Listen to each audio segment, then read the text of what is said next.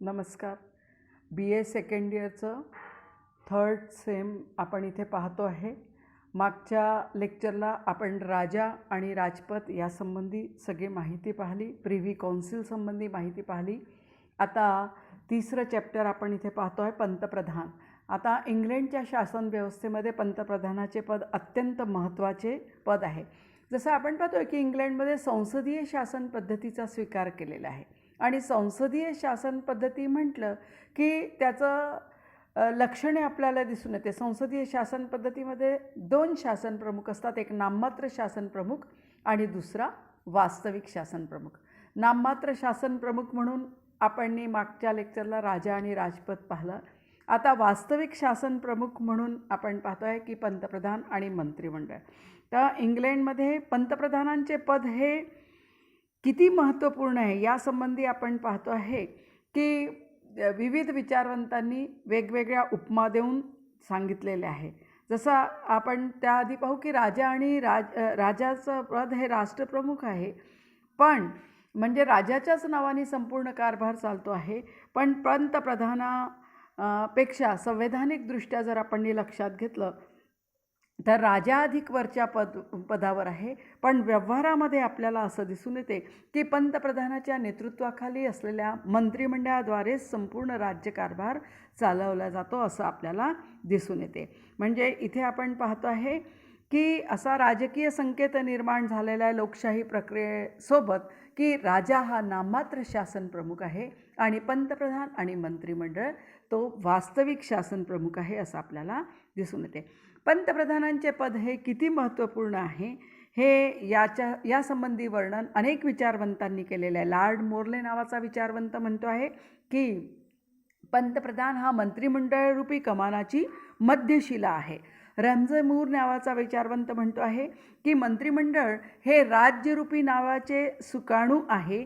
अशी कल्पना जर आपण केली तर पंतप्रधान हा सुकाणूधारी आहे असं म्हटलं आहे, म्हणजे सुकाणू धरणारा आहे. मग असं सुद्धा पंतप्रधानांच्या बाबतीत म्हटलं जाते की ज्याच्या संभोवती सर्व ग्रह गोल फिरतात अशा सूर्याची उपमा देखील सुद्धा पंतप्रधानपदाकरता दिली जाते. म्हणजे वेगवेगळ्या विचारवंतांनी वेगवेगळी उपमा देऊन पंतप्रधानांचे पद हे किती महत्त्वपूर्ण आहे यासंबंधी वर्णन केलेलं आहे. इसवी सन 1950 नंतर आपण पाहतो आहे की जे आधुनिक राज्यशास्त्रज्ञ आले आहे ते या उपमांचा उपयोग करीत नाही, पण पंतप्रधानांचे पद हे किती महत्त्वपूर्ण आहे हे सांगताना ते म्हणतात आहे की द्वितीय महायुद्धानंतर जर आपण पाहिलं तर त्यापूर्वी कधीही नव्हते एवढे पंतप्रधानांचे स्थान महत्त्वपूर्ण आज झालेले आहे. म्हणजे द्वितीय महायुद्धानंतरच्या काळात पूर्वी कधीही नव्हते एवढे महत्त्वपूर्ण स्थान आज पंतप्रधानांना प्राप्त झालेले आहे आणि पंतप्रधानांच्या अधिकार व सत्तांमध्ये दिवसांदिवस वाढ होत आहे असं आपल्याला दिसून येते. या पंतप्रधानांची नियुक्ती कशी केली जाते, कशी पंतप्रधानांची निवड केली जाते हे जर आपण पाहिलं तर आपल्याला असं दिसून येते की राष्ट्रप्रमुख असणारा राजाकडून पंतप्रधानांची नियुक्ती केली जाते.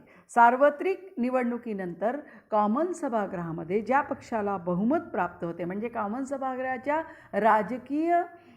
कॉमन सभागृहामध्ये कोणत्या राजकीय पक्षाला बहुमत प्राप्त झाले हे चित्र स्पष्ट होते. सार्वत्रिक निवडणुकीनंतर कोणत्या राजकीय पक्षाला बहुमत मिळालेले आहे हे निवडणुकीचा निकाल जाहीर झाल्यानंतरच कळते.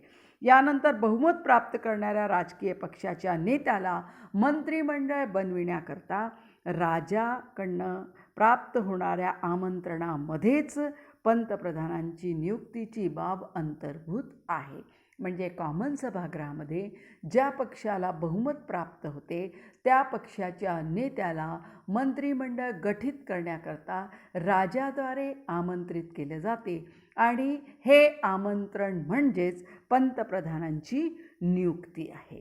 आता पंतप्रधानांच्या नियुक्तीबाबतीत सुद्धा हा निर्णय घेण्याच्या बाबतीत सुद्धा काही विविध राजकीय संकेत निर्माण झालेले आहे. म्हणजे पंतप्रधानांच्या नियुक्तीचा निर्णय विविध राजकीय संकेतावर आधारित आहे. पहिलं तर आपल्याला असं दिसून येते की पंतप्रधान हा कॉमन सभागृहाचा सभासद असावा असा राजकीय संकेत इथे निर्माण झालेला आहे. याचा अर्थ असा आहे की लार्ड सभागृहाच्या सभासदाची नियुक्ती पंतप्रधान पदावर केली जात नाही. 1963 डग्लस ह्यूम नावाचे हे जे सदस्य होते ते लार्ड सभागृहाचे सदस्य होते. त्यांना पंतप्रधान पदाची नियुक्तीच्या पूर्वी त्या सर्वप्रथम आपल्या जे त्यांना स्वतःला जे लार्डची ही पदवी प्राप्त झाली होती त्या पदवीचा त्याग करावा लागला होता. यामुळे लार्ड सभागृहाचे सदस्यत्व त्यांचे संपुष्टात आले होते आणि त्यानंतरच इंग्लंडचे पंतप्रधान म्हणून त्यांची नियुक्ती झाली होती. आणि म्हणून आपण पाहतोय की सहसा लार्ड सभागृहाच्या सभासदांची नियुक्ती पंतप्रधान पदावर होत नाही असा राजकीय संकेत इसवी सन 1902 सुरुवात झाली. वर्तमान काळामध्ये सुद्धा आपण पाहतोय की जनरली कॉमन सभागृहामध्ये ज्या पक्षाला बहुमत प्राप्त होते त्या पक्षाच्या नेत्यालाच म्हणजे कॉमन सभागृहाच्याच सभासदाला पंतप्रधान पदावर नियुक्ती केली जाते असा राजकीय संकेत आपल्याला दिसून येते. मग दुसरा असा संकेत निर्माण झालेला आहे की तो कॉमन सभागृहामध्ये स्पष्ट बहुमत असणारा पक्षाचा नेता असणे आवश्यक आहे. मग राजीनामामुळे किंवा मृत्यूमुळे की जर पंतप्रधानांचे पद रिक्त झाल्यास राजा बहुमत प्राप्त पक्षातील वरिष्ठ नेत्यांशी विचारविनिमय करतो आणि कोणत्या व्यक्तीला पंतप्रधानपदी नियुक्त करावं यासंबंधी निर्णय घेतो असं आपल्याला दिसून येते. म्हणजे इथे आपल्याला असं दिसून येते की असे राजकीय संकेत पंतप्रधानांच्या नियुक्तीच्या बाबतीत झालेले आहे. आता पंतप्रधानांची कार्ये व अधिकार आपण इथे पाहूया आणि यातच आपल्याला दिसून येते की त्याचं स्थान व भूमिका किती महत्त्वपूर्ण आहे. त्याचे कार्य व अधिकाराकडे आपण लक्ष दिलं तर आपल्याला आता इथे आपल्याला आपला प्रश्न विचारला जातो की पंतप्रधानांची नियुक्ती सांगून त्याचे कार्य व अधिकार स्पष्ट करा. हा 16 मार्क्सचा प्रश्न आपल्याला विचारला जातो. दुसरा प्रश्न आपल्याला 16 मार्क्सचा असा येऊ शकतो की पंतप्रधानांची नियुक्ती सांगून त्याचे स्थान व भूमिका स्पष्ट करा असा सुद्धा प्रश्न आपल्याला विचारला जातो. आणि 4 मार्क्सचे प्रश्न आपल्याला असे येऊ शकतात की पंतप्रधानांची नियुक्ती सांगा, पंतप्रधानांचे कोणतेही 2 महत्त्वपूर्ण कार्ये स्पष्ट करा, पंतप्रधानांचे स्थान व भूमिका थोडक्यात सांगा असा 4 मार्क्सचा प्रश्नसुद्धा आपल्याला विचारला जातो. आता पंतप्रधानांची कार्य व अधिकार आता इथे आपण पाहूया. तर सगळ्यात पहिला काम पंतप्रधान करतो आहे मंत्रिमंडळाची निर्मिती करण्याचं काम त्याच्याद्वारे केलं जाते. राजाकडनं मंत्रिमंडळाचे गठन करण्यासाठी आमंत्रण प्राप्त होताच मंत्रिमंडळातील सहकाऱ्यांची यादी तयार करण्याचे कार्य पंतप्रधानांना करावं लागते. मंत्रिमंडळातील सहकाऱ्यांची यादीची निवड करताना त्याला राजकीय आणि वैयक्तिक अशा दोन्ही गोष्टीकडे लक्ष द्यावं लागते. दोन्ही बाबींचा विचार त्याला करावा लागते. त्यासोबतच पक्षातील जे प्रमुख गट आहेत त्यांचासुद्धा समावेश मंत्रिमंडळामध्ये होईल याकडे सुद्धा लक्ष द्यावं लागते.